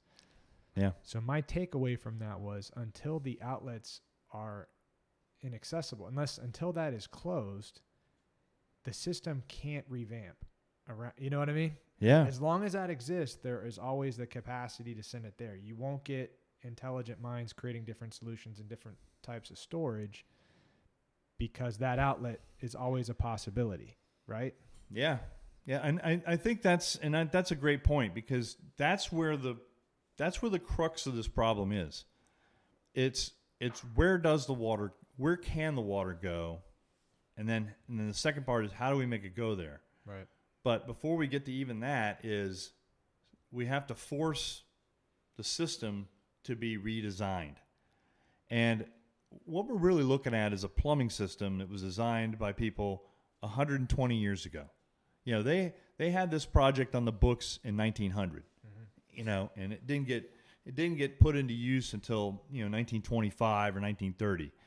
And you can go back to the newspaper articles back then. You can see how even the writers back then were lauding this canal that they were building across Florida. It was going to connect the Lucie River to Lake Okeechobee. Dig this canal that went from Stewart to Port Mahaca, and then you could have this cross boat travel. It's the ultimate Florida hubris to beat God, in nature, and dominate. I think the problem, wild. I think one of the big problems was that people didn't really understand what the aspect of the flood control part was really going to mean to those communities. All they could see was the economic benefit from across state waterway traffic. And did it help? Yeah, a little bit. Was it something that put Stewart on the map? Not really. It helped, but it wasn't something that made us like this metropolis, or made us this big economic engine in Florida. It wasn't like that at all. But the flood control part of it was the thing that people overlooked. And Ernie Lyons was an editor with the newspaper back in the 30s and 40s. He was a reporter in the 30s. In the 50s is when he became an editor, and he was added to the editorial board. And you can go back and look at some of his stuff. And he was one of the first guys, because he was a waterman. During the Depression, he fed his family by commercial fishing. Mm-hmm. And what they didn't eat on the table that they caught, they took down to the fish house and sold. And that's how he kept the kerosene lamps on in his house, He was on the water when he wasn't writing columns. He was on the water, and he made his own lures, and all kinds of stuff. So anyway, his when you go back and look at the two easy books you can find are the two published books of his collection of columns, My Florida, and the other one's called The Last Cracker Barrel. They're both great reads, and they're both simple. They're simple little. They were his columns. Yeah, there was right? columns. Yeah, these are short columns. These things weren't like these dumb, boring things I write now. These things were like these. They were like 600 words, 700 words, easy to read in one sitting. Little short stories, and they're little reflections of what life was like back in the 40s and 50s and 60s, and how life was so much simpler. Of course, when you get done reading them, you want to throw your cell phone in the trash. It's very depressing and at the same time motivating to want to help restore it. Right. But it's also painful. He describes it, and it's so beautiful. Yeah, he describes it. It's near spiritual. It's almost kind of a religious. The tone of the way the water, felt. The one of my favorite columns that he wrote is called "Do the Giant Tarpon Remember?" And he talks about the discharge event that happened from Lake Okeechobee in 1934, and it was based on we had a hurricane in 33. That was one of those wet hurricanes. I guess the wind damage wasn't too bad, so nobody really talks about it as being one of those nasty ones like 26, 28. 35, but in 33, I guess there was a bad one that caused a lot of rain north of Lake Okeechobee, and they discharged for almost the entire year in 34. And back then, they would open the gates up so much that the water would just flow out of the canal and around, over top of, and around the St. Lucie locks and dam. If you guys can think of it, it's just hard to even imagine, but that's how much water they were sending out for like a year. And the volumes are like that too. It's just ridiculous. And he talks about how we had a great tarpon fishery in the river, and that blew it out. It just blew it. He just said the tarpon just never came back like they used to. And he did say that that's what led to Stewart becoming the sailfish capital of the world, because fishermen found another fishery that was not affected by Lake Okeechobee, and that was the sailfish offshore. But that's another story, and you can go read about that, in history books by Sandy Thurlow, and the Elliott Museum has some stuff on it. The Historical Museum downtown Stewart has some stuff about it. But anyway, the main thing is what I want to get to is like what you said, Chris, really rings true. They have no incentive to change the system from the way it is right now. It's an old plumbing system. They'll admit that. It works. They'll tell you that the way it was designed. And for them, there's no reason to make it do anything different at this point. We have all this Everglades restoration, quote unquote, going on, $23 billion worth, whatever. But none of it includes more ability to convey more volumes of water south of Lake Okeechobee. None of it. There's no canals designed. There's increase in canals. There's no new canals. There's no new anything to move water south of Lake Okeechobee. And that's going to take something. The Army Corps is a great organization. They've made Florida livable for 21 million people. Yep. That we wouldn't even live here if the Army Corps wasn't involved because of mosquitoes and floodwaters and everything else. And nobody went south to St. Augustine for no, they just stayed up there till the 1890s. Yeah, nobody even came. There was no reason to go south of there. So the Army Corps made Florida livable, but they're an organization that takes orders. Someone has to give it orders. They told me it was Congress, the president. Yeah, Congress, the president, and you've brought this up.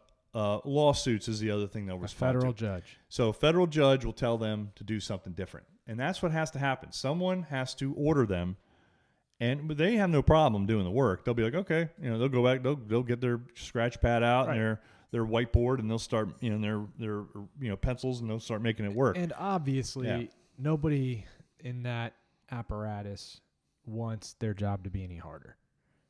Right? Nobody wants to have to work through how to replumb or change or adapt. I mean, LOSUM's probably been painful enough for these guys. But at some point, like you've said, it's an outdated system. It's outdated. We're talking about our needs in Florida have changed. They made sense. The system, the way it's designed, it made total sense for 1900 and 1920. The population density is population much density here. Was different. There was more people living in the central part and less people living on the coast. there was more people involved in the processes of winter agriculture, and less people making money on the coastal areas. So, and it's kind of an isolated problem. Once you get 10 miles north of Fort Myers or 10 miles north of Stewart, you really don't have people that give a care about this system at all.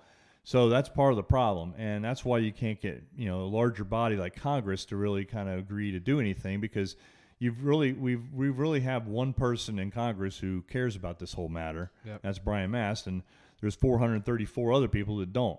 So, but I think you're starting to confront. There's starting to be a confrontation of that outdated operation with the current culture that includes the health of people around the estuary and the environmental impact of this thing, right? Forever we've been able to continue business as usual and kind of ignore those things, but now they're coming up. So that being the case, to me, makes it obvious that it's inevitable, if we continue on the same trajectory, that we're going to have to fully acknowledge the environmental impact of what we've been doing to these estuaries. And part of that's going to be storage north of the lake, but you need to have in the same, and I see that I see that confrontation happening legally. And you're already seeing it with Sugar suing the Corps over the use of those STAs. The city of Stewart now is signing that amicus brief to help join in the appeal supporting the Army Corps in the use of the STAs. But to me, it seems obvious, maybe not to all commissioners and municipalities quite yet, but that really is the trajectory, is federal judges are going to have to provide the nuance for how LOSUM and whatever comes after LOSUM is. Yeah. It's not just going to be... No. It's going to be what squeaky wheels get in the grease, and the St. Lucie River's been...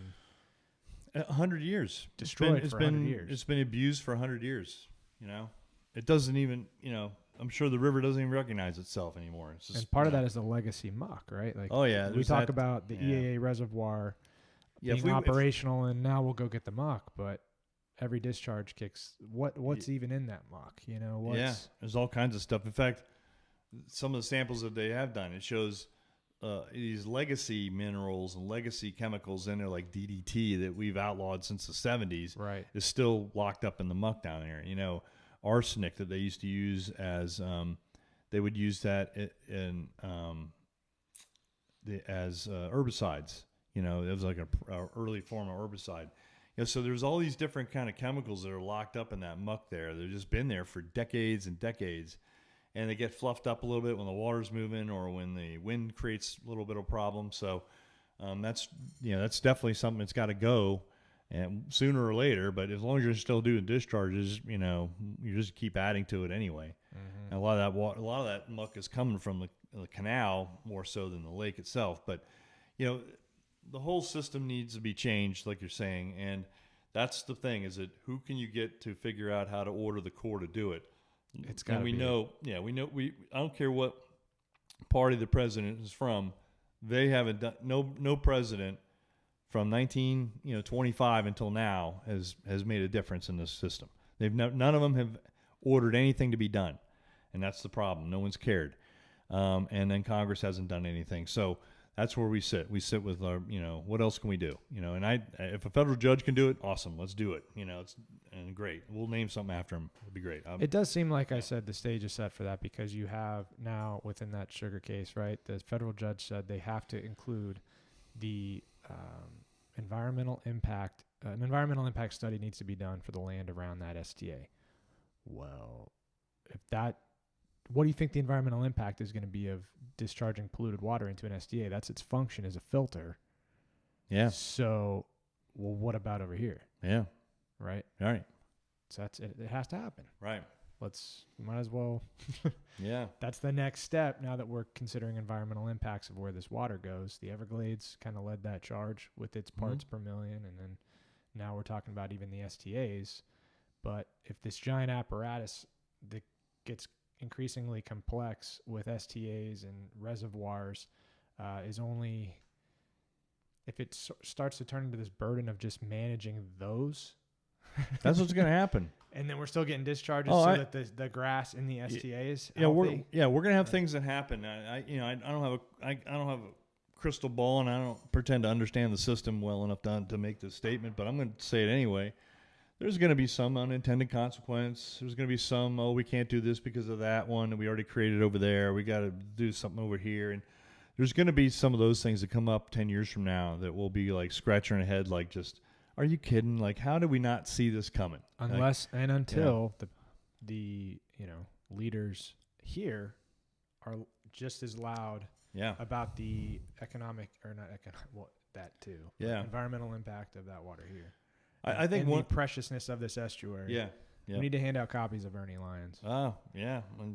I'll put him in the commissioner box. Well, and that might help for now, but I mean, as future generations, I mean, are they even reading? I mean, I don't know. I mean, what if we get like 20-year-olds now? So check once this they out. start getting old enough to run for commissioners, I mean, my son who's they get it, man. I know. I have an 18-year-old who's proud about not reading. I'm like, I don't get it. Here, I was gonna say this, right? I'm putting on my shirt to come here, and my 5-year-old daughter Ella is like, "Where are you going? Do you have a meeting?" I'm like, "Yeah, I do have a meeting." "What are you talking about?" "The water." "I'm talking about the river." And she said, "Oh, so you're talking about getting the poisons out of the water, and you're talking about so that she didn't say animals, but like the sea creatures or something." Yeah. Will not be sick. They get it, man. Because the devil's in all the details. Yeah. It's very simple. Well, maybe that's what we need to do. We just need to put some kids in 5-year-old charge. on the South Florida exactly. Water Management. There you go. Ron DeSantis, my daughter is game. She will sit in that seat. I can see Ella sitting in that seat going, Stop the poisons. What are you talking about? Why are we putting this water over there? That makes no sense. And then everybody on the board looking at her like, I guess you're right. Yeah. But we know the Senate would throw her off. True. I'm just trying not to get killed. That's kind of where I'm at right now. That's it. First, it starts with not getting your appropriations, and then you just disappear. Yeah, right? that's right. Yeah. That's right. Whatever happened to that guy? Yeah, that's right. I don't want to be a Kennedy. Well, and I think what happens sometimes too is you just get elected officials, even that are able to affect some change, and they get to a point where they start hitting their head against the wall, and then they just walk away, and they're like, I'm done. I did my time. I'm out of here. And they get frustrated with how the system actually works. Any system that is set up, no matter if it's business or political, there's always some group of people or interests that benefit from the status quo. Mm-hmm. And that is always who is going to want to kill you when you start trying to change it. But if you are honest about the dysfunction, right? I can't remember the quote, but it's something like you'll get the most resistance from that group, and then sort of half-hearted support from anybody who might benefit from the new system. Yeah, right. Yeah. It's not easy. No, it's not. But man, having kids has helped galvanize me to want to have clean. I mean, and that was the last thing she said, was so that she could swim in the water. Yeah. It's like, man. Yeah. Why can't you can't really? You can. You can, but you can't feel great about it. No. And there's people that are fishing on these bridges. Yeah. Pulling God knows what up. They're taking black drum and croaker home, right. and they're eating them. Yeah. With God knows what in it. Yeah. It used to be. That's awful. That's still a question I get an email a lot of times. Like, can I eat the fish? And I'm like, they say you can, but nobody's really looking at it that closely. Right. Unfortunately, Orca is now, but they finally got some funding to look at stuff. So they've got some great data on what is actually in the fish. So I can tell you this. Don't eat anything but the fillet. Stay away from all the other stuff, Mm-hmm. So, but it's awful. That's it's awful. Yeah. That should not be the way that it is. No. Somehow we should be able to overcome whatever has been. Yeah, I know. It'd be nice. Just a fresh reset button. What do you think about? Did you talk to Lisa Interlandi? No, I didn't talk to her. Okay. I think Katie. I'm gonna have her on. Oh, you are? Yes. Good. Yeah. Katie Delk did talk to her, but she'd be a great resource. Yeah. Be able to explain that whole the date that whole that we're situation. doing, I think it's like the 13th, but she will have just signed. Yeah. Right. Or just filed that brief. Good. So she's going to come ready with information. All right. So she's from the Everglades Law Center, right? Everglades Law Center. They're pro bono. The city is going to help them and give them $10,000, but they are representing several different municipalities and groups, like Captains, I tell you, Captains for Clean Water. You and could knock me over when you sent me that text. I know. I was like, I thought it was over. Yeah. But I guess it's on appeal. Sugar appealed it. Yeah. And so now it's an opportunity for, West Palm Beach is on the other side of us. They they're supporting Sugar. They always kind of have, I guess, in Miami. but why? What, For the what's water. in it for them? They want that water. They use. get a tiny piece of water. They don't use hardly any water from the lake, just a little bit. Mm-hmm. It's like a backup system. I guess they know that somebody's done a projection where 30 years from now they'll probably need a lot more water. But the whole thing is a joke. And that's one of the problems we have with this entire system is that we don't treat the lake as an ecosystem. We don't treat it as a tourist bass fishery. We don't treat it as a reservoir. We treat it as all of these different things, and it really is a lake. It can only be one thing, and we try to make it 20 other things for whatever interest we have in it, depending on where you are in this whole process. So that's one of the major problems we've been making. That's what Lisa's point was, which I thought was very well summarized, is these operational management systems are not the orders that are within them that they're challenging are not talking about water supply. No. What they're trying to challenge has to do specifically with the management, but not the water supply. So it's kind of a long shot, was her opinion. So For the sugar company? Right, sugar. Right. But they're trying to, it's kind of a Hail Mary for them, because if they don't get it sorted out with lures, and that's why it took them, from 08 till 21 to sue over it. They know it's going to be one more layer codified with LOSUM. Yeah, right. And they're going to lose. They're just never going to have the opportunity to challenge that use, that control of the use. But the whole thing's a joke. But I'm very curious to see her. What she thinks about. Yeah. LOSUM and what the future is going to be. Yeah. And to some extent, if the city, not necessarily the county, I don't know where the county lies, but if the city will have any future for defending our interests legally, Well, I think it's a step in the right direction. So let's hope that your fellow commissioners understand how important that is. It's probably going to take, I hate to say this, but discharges. It's probably going to take, because it's been since 2018. Everything's been nice. 5 years. Yeah, right. Nobody's really had to deal with it. So when I bring it up, it seems like, why? Yeah. What are you talking about? Can we just focus on development? But certainly, 3 of the commissioners have been on the board during a discharge year. Like I think Troy, Eula, and Becky were on there in 2018. Right? I know they all care, but it's that thing of it seems impossible.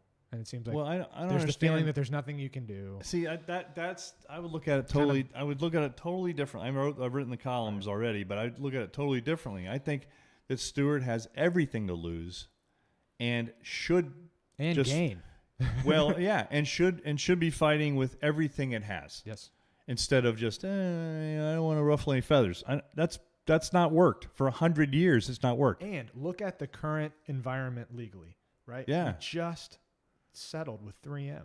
There are these environmental cases that are huge. The world legally with environmental law, it's changing. It's well, not, I'm sure it's not 50 years ago. Yeah, I'm sure, and that was probably a shock for everybody, right? When the settlement came Things through. are changing. Yeah. So I think it may be a little bit ahead of the curve with the current. But that's what you have to do. Yes. And when you're a small town, it's still in some regards, like if you look at the number of voters or whatever, it's still a small town. Yes. That's what you have to do. You have to fight. Do you think Mulberry is going to let them take the phosphate industry away? No, they're going to fight. You know. Do you think Apalachicola is going to let them take the oyster industry away? No. All these little towns are fighting for everything they can get out of whatever it is that supports them. Clewiston's going to fight as hard to keep sugar. Yep.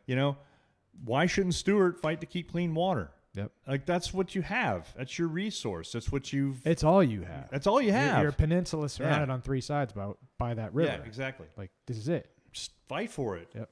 Keep it clean. Tell your residents they can eat the fish out of it. Why shouldn't you be able to do that? Yep.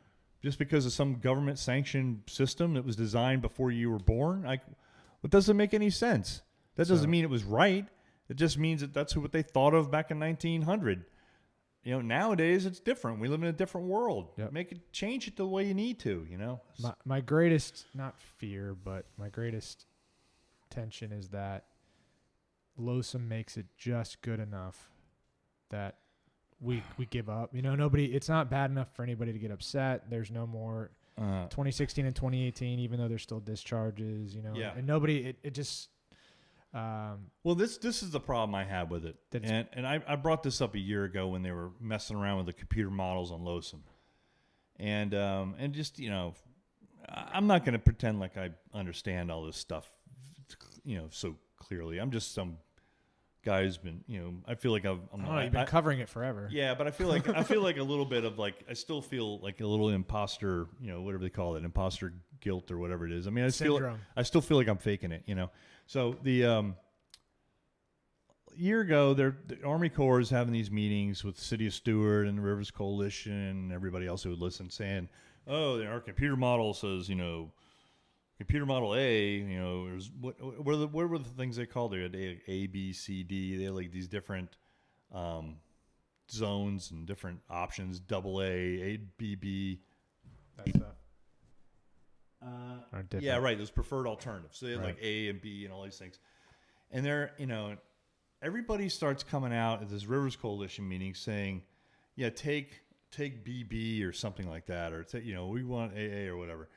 And that's where this whole, and I don't want to call anybody out, so I'm not, but this whole dialogue started where, no, we can't ask for that because that's not going to get approved. We have to ask for this other one that we really don't want because there's more people, more user groups that want to go with this one because it allows politics. Right? Yeah, it was a politics thing. And it was, you know, it was groups that were not representing Stewart, another group not representing Stewart.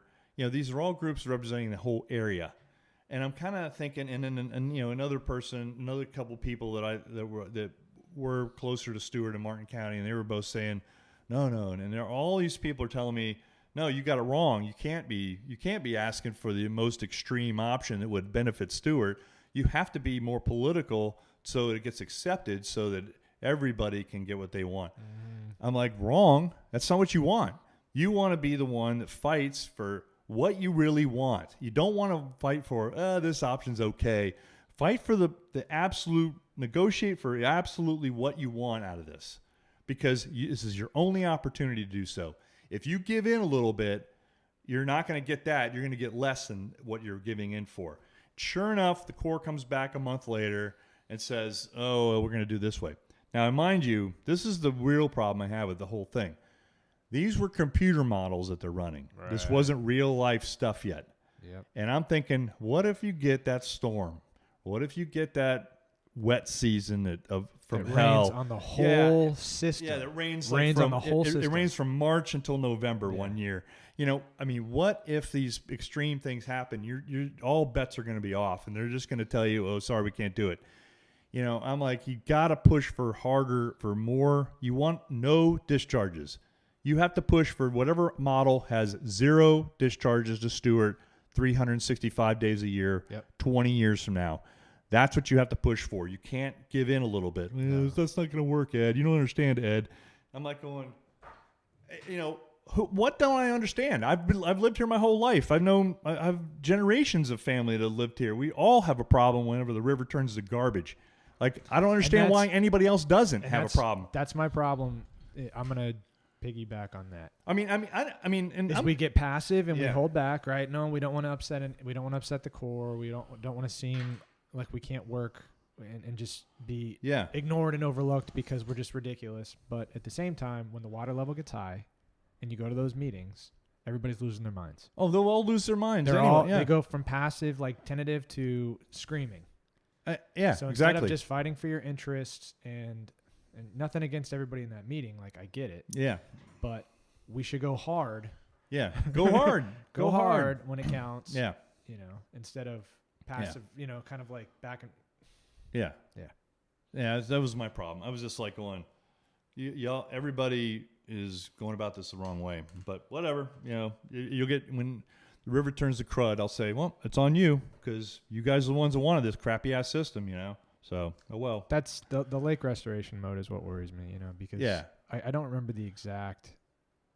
Ben was telling me about it, Hogarth, but the way that it's written, if you don't hit your target that year, if we're all saying no discharges, or do less discharge. Why should there even be a lake Okeechobee, a restoration thing? They don't hit that target, you're locked into something. Here's like another years problem. of discharges that are scheduled. Here's the other thing the Corps didn't do. They developed this entire LOSUM system without any acknowledgement of how much water they should be holding back in the Kissimmee River. That's the problem I have with the whole thing. Or another problem I have with it. Like, oh no, we got, no matter what, that's just going to be all that water always has to come down the river, no matter what, until, they get some restoration north of the lake or whatever. Do you know more about the storage north?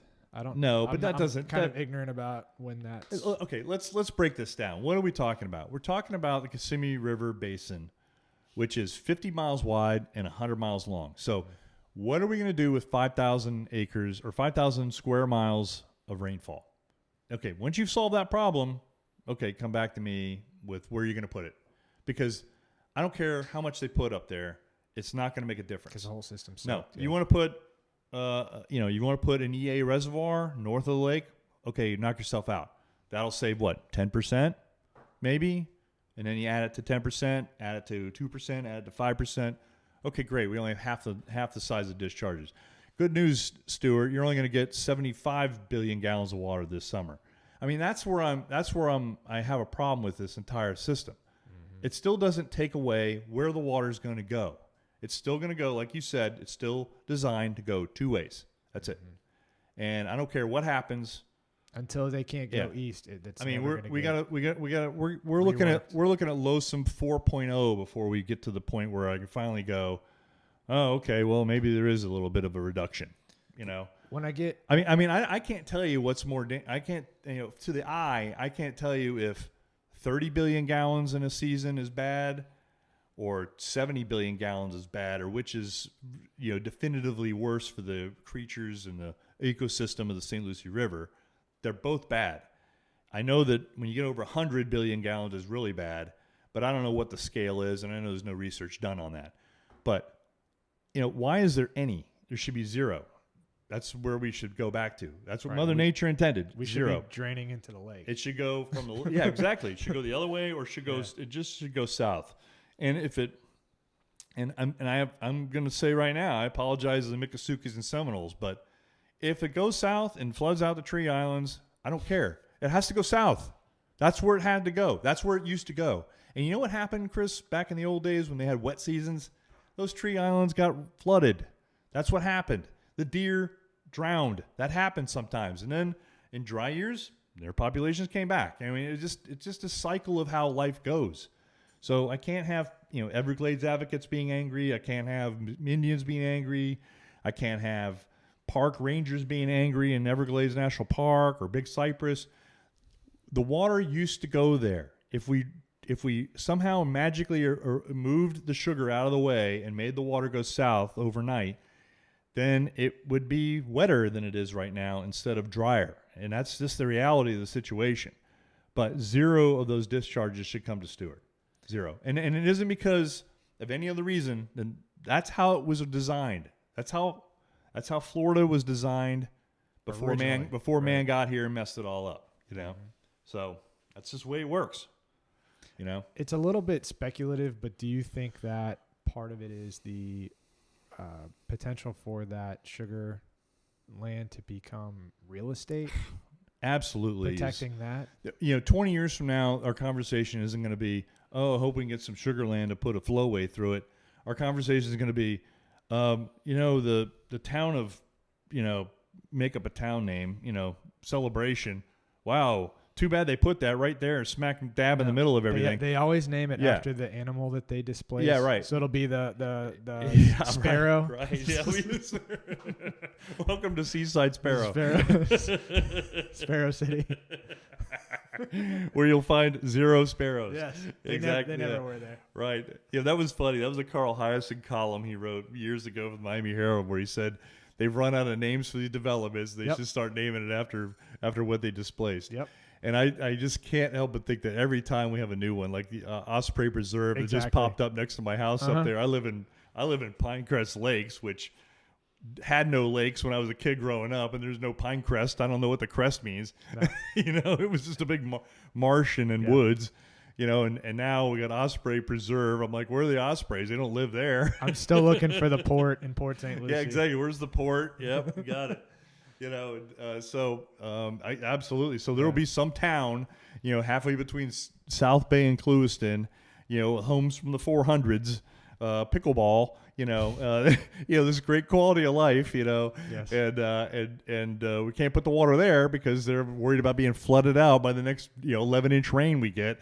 And it's just like, it'll be the next. Well, we missed our opportunity because the next extension of the villages, Oh, yeah. And meanwhile, the sugar barons they'll be sleeping on mattresses full of cash and just smoking cigars of rolled up cash and the whole thing. So that's been what I've suspected for a while is that land ultimately is destined for real estate. I mean, look at Florida. What else is it going to be? Right. Some kind of it's going to be turned back to natural land. No, it's not. No.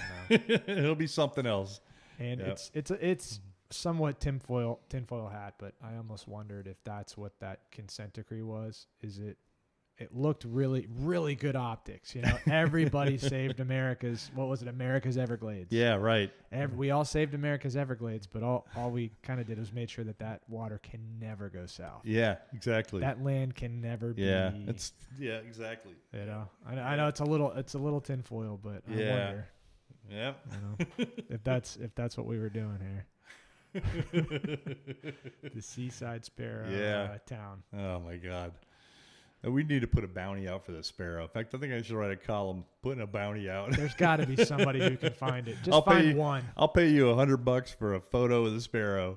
Because that's what is that, a water conservation area or something over there? Well, they can't use not where properly? they are. They're in the birds are supposedly in these nesting areas that are in the northern part of Everglades National Park, where they've got like this habitat with muley grass. This is a question I asked. This is great. So every story you pull up about the pythons talks about how they're eating their way out of South Florida, right? So they're eating, let's name the animals: rabbits, mice, coons, armadillos, gopher tortoises, alligators. I mean, you name it. Birds, storks. They're raiding nests. They're doing this. So we know that the pythons are just eating machines that are mowing their way through. I asked Fish and Wildlife Service, well, if that's the case, how have the pythons affected the Cape Sable seaside sparrow nesting habitat? And this is the answer I got. Oh, we have no evidence of them causing any problems here. Oh, really? The one animal they're leaving alone is the seaside sparrow. Seems reasonable. The Cape Sable seaside sparrow that's completely left alone. The pythons have gone around them. Yes. They nest higher up. I mean, I know they're small, and I know the eggs must be even smaller, but I'm sure the pythons could eat it in one gulp anyway. Maybe that's what happened to them. Maybe I don't know. They're not there anymore. That's probably it. The pythons got it. I mean, how could they be anywhere? I mean, I'm sure that somebody will find a python out there, and they gut it. They'll find little feathers in there, and they'll be like, okay, maybe it did eat the sparrows. They'll get displaced and end up becoming the the Tampa Bay seaside sparrow. It'll be the Mayaca River seaside sparrow. Yep. Yeah, there you go. So all right. You got anything else? We're almost at 2 hours. Oh no, we're good. We're good. 2 hours. That's more than enough. We've complained vigorously. Yes, we complained a lot. I'm like old man Jenkins shaking my cane. Get off my lawn. I get to fully indulge in complaining with you. Yeah, that's fun. I don't get to do that with everybody. Good. Yeah. Well, good. I get it all out. Hope it doesn't get you in trouble. I mean, If it does, we know what happens when you have free speech in this country. If it does, it was worth it. Yeah. It was. Somebody's got to say these things, man. I mean, we can't all be worried about losing our seats. And, No, we shouldn't be able to. We shouldn't have to worry about that at all. There should be light ridiculous. and transparency for issues to really get fixed. Yeah. If we're all worried about speaking up, then is this even? It sounds trite, but are we even in America? Like, I know. What are we doing? I know. What are we doing? Yeah. What are we doing? I'll go down with the ship, man. Okay. Good. This is the Alamo. If Yeah. my kids are gonna have any shot at not living in sort of 1984, I don't know. Hope the kids are picking out their next town. Yeah. We'll be in Vero soon. That's good because they don't understand that there's a place called Stewart at all. So Right. Is it in Gales District? yeah, right. That's it. Right. I'll get punished somehow. Yeah, you get punished somehow. Yeah. Well, All right. Well, thanks for having me, Chris. Yeah. Appreciate it. Yeah. it Good was time. real. Good talk. We'll do it again on the next Yeah. article, maybe. Or Yeah. Well, you let me know what's yeah. going I mean, we'll wait a few months. We'll give people some ear time. on to get the hope back up. Yeah. Right. Yeah. Yeah. Before we Perfect. shatter their dreams again. No, it's Yeah. all gonna work out. Yeah. Good. It's lining up. Well, I'm glad you're optimistic. I am. All right, we're out of here.